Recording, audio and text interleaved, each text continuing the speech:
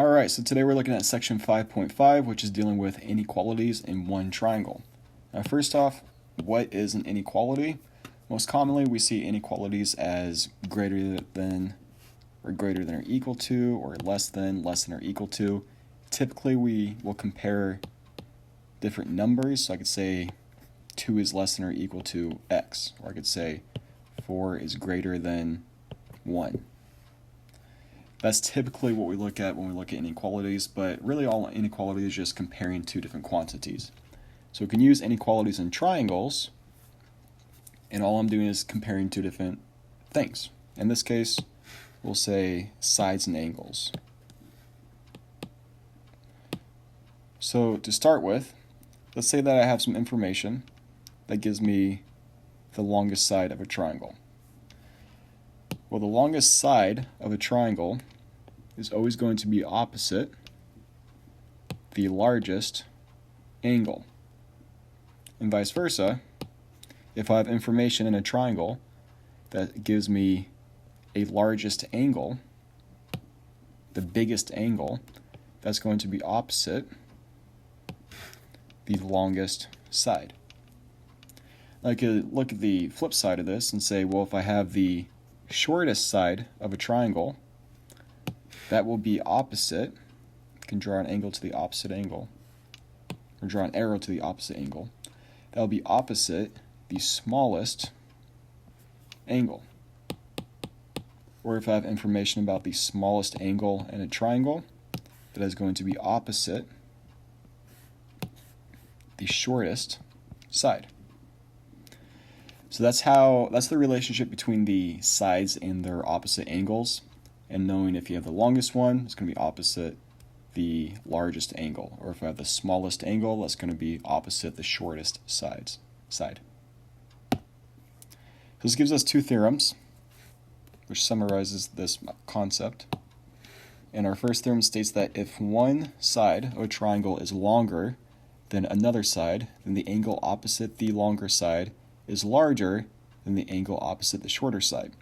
So now we're comparing two separate sides and two separate angles. And if I look at this picture over here, all this theorem is explaining is I have length of 3, I have length of 5. So since I know the side lengths, I can determine which of these angles,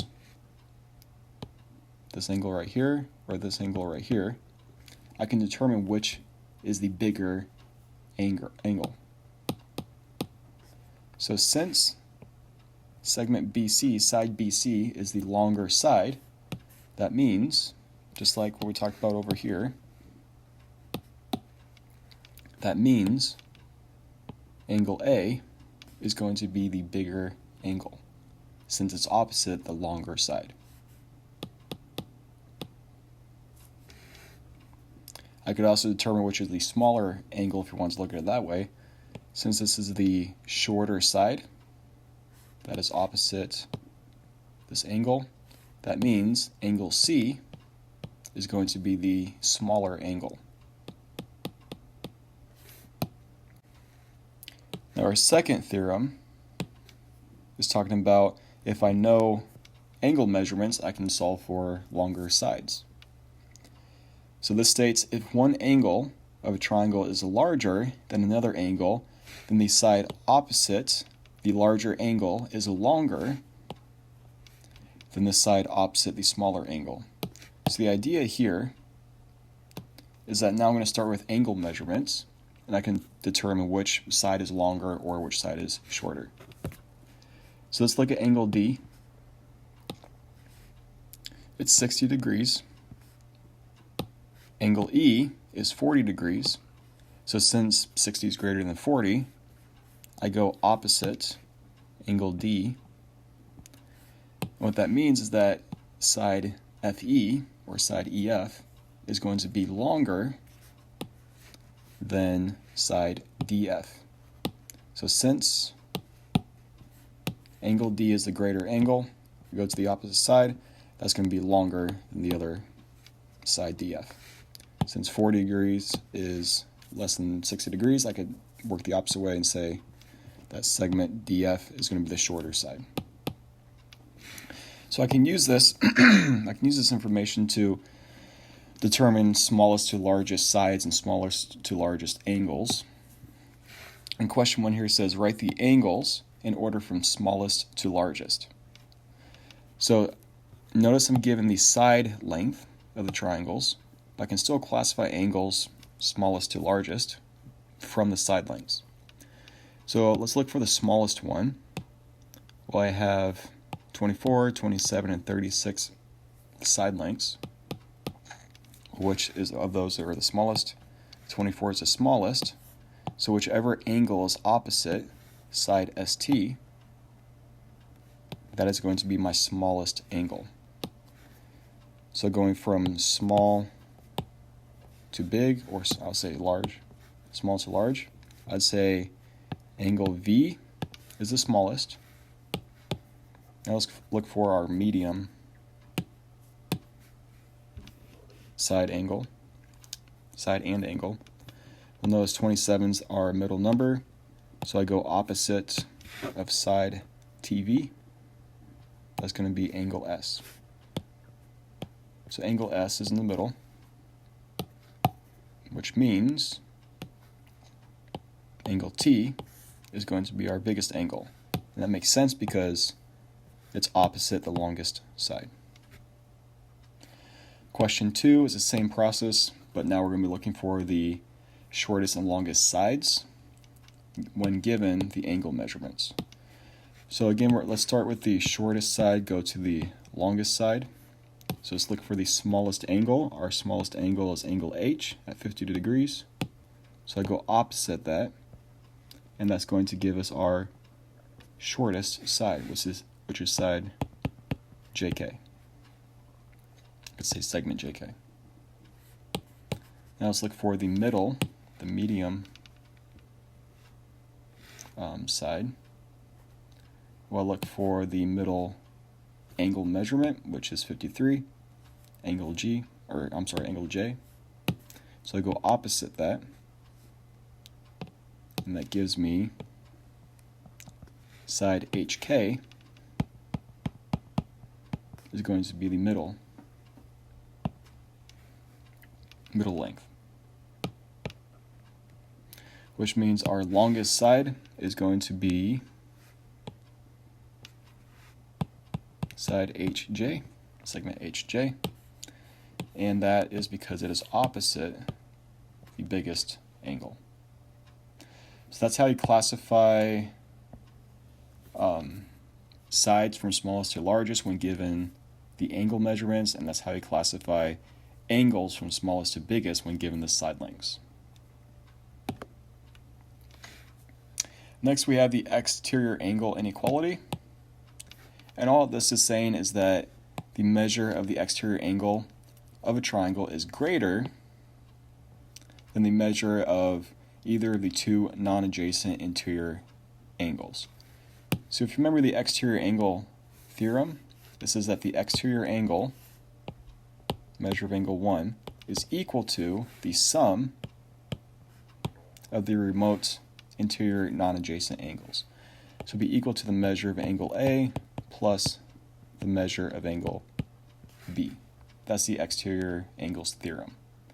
What the inequality part is talking about is that, well, if this is equal to the sum of both remote interior angles, then individually, the measure of angle 1, this has to be greater than the measure of angle A by itself, and it also has to be greater than the measure of angle B, because both of these added together, A and B added together, equal the exterior angle. So if you look at them by themselves, if you look at them individually, they have to be less than the exterior angle.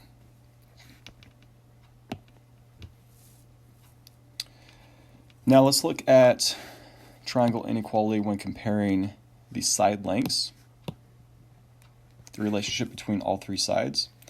And what this theorem says is that the sum, when I add all the when when I add two of the sides together in this case, the sum of the lengths of any two sides of a triangle is greater than the length of the third side. So this is really a way to test to see if you're given different side lengths of a triangle, will it actually form a triangle? This is really the main purpose of it. So if I take, let's say side, let's look at this one first, AB. I take side AB, and if I add it to side BC, when I add both of those together, it has to be greater than this third side. And that's to be true for all three sides. So if I take side AC, and if I add it to, let's say, side BC, that has to be greater than the third side. And for my last combination, if I take side AB, if I add it to side AC, that has to be greater than my remaining third side. So the application of this is, let's say I just give you, this is question 3, let's say that I give you 3 different side lengths of a triangle. The question is, can it form a triangle with the given side lengths? Does it actually form a triangle? So let's say I had, using these 3 side lengths, 3, 5, and 8. Will that actually form a triangle if I have a triangle with those 3 lengths for sides? So that's a big question right now. Can it form a triangle? So the way that we're going to do this using the triangle inequality theorem is I'm going to test all 3 possibilities. So let's start with 8 and 5. If I take 8 plus 5, that's equal to 13. Is 13 greater than my remaining third side, which in this case is 3? Well, yes. So my first case works. So we're on the right track. Hopefully you already see the solution here. Well, let's try 8 plus 3. 8 plus 3 is 11. Is that greater than my remaining third side? In this case, I haven't used the 5 yet. So is that greater than 5? Well, yes, that is, so that works. Now let's test my last combination. 3 plus 5. 3 plus 5 is 8.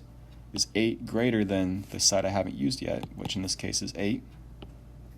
Well, 8 is not greater than 8. It's equal to, but not greater. So this actually fails the test. So this will not form a triangle. That is my solution. So if you had a triangle, or if you were given side lengths of 3, 5, and 8, and you were asked the question, does it form a triangle? The answer is no, it does not form a triangle because it fails this test. Now a little trick here, instead of going through all 3 cases, all you have to do is just take the 2 smallest numbers and add those together.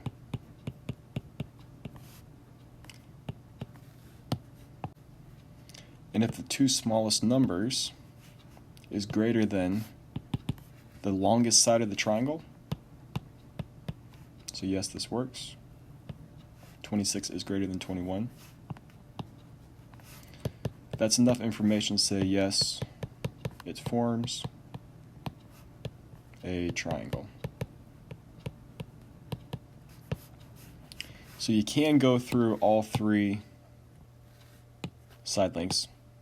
You can test all 3, but really all you have to do is just take the 2 smallest sides, add them together, and see if it's longer or greater than the longest side of the triangle.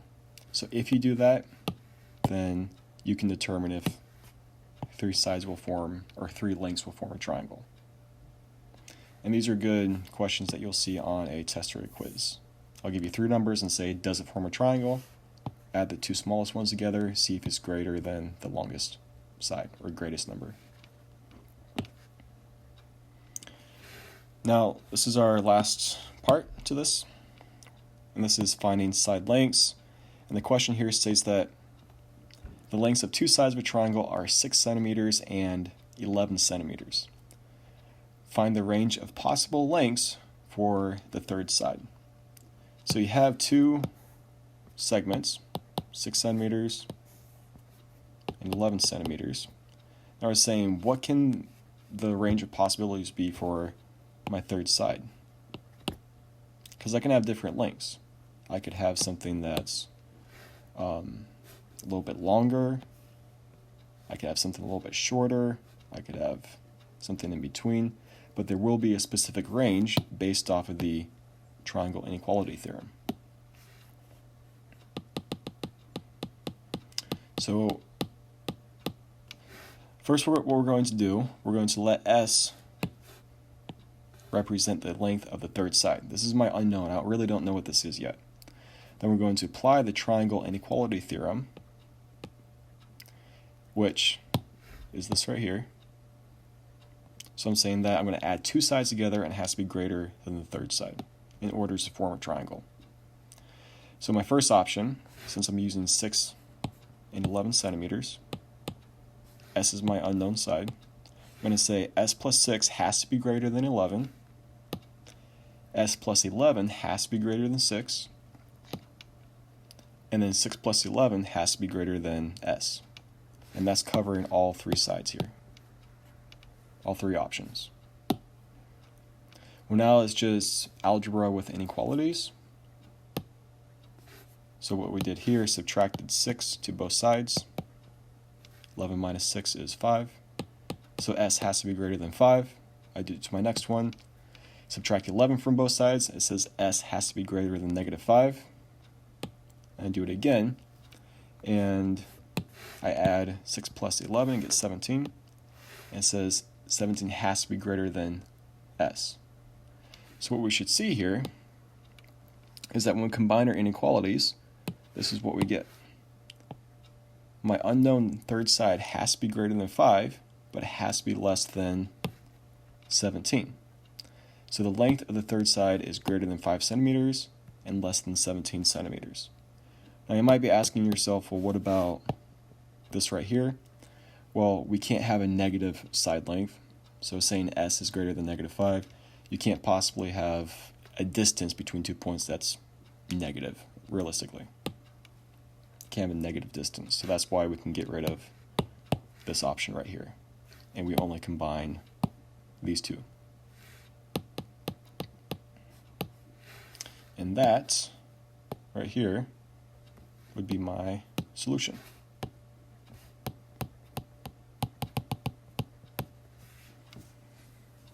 Alright, so that is it for today. If you guys have any questions, feel free to email me. Yeah, have a good one.